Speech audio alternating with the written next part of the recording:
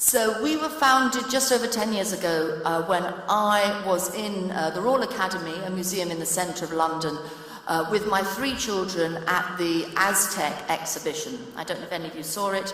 I had an older child and 2 younger children, twins, strapped in a pushchair. And one of my children, 3 years old, shouted, and I've never denied he shouted, "Monster, monster," at this statue which looked just like a monster.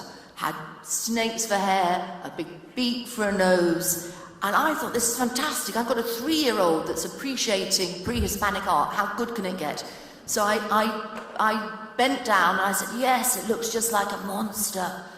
And at that moment, a room warden came over, a gallery assistant came over and said we were being too noisy and threw us out. Wrong family. I was at that time a journalist with the Guardian newspaper, and 2 days later wrote a big piece in the Guardian about being thrown out of the Royal Academy.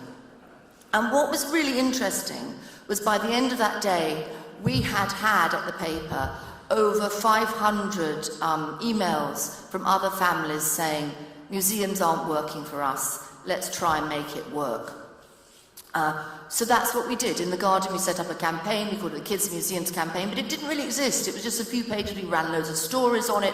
I began touring the country, talking about how to make your museum family-friendly. I was a journalist.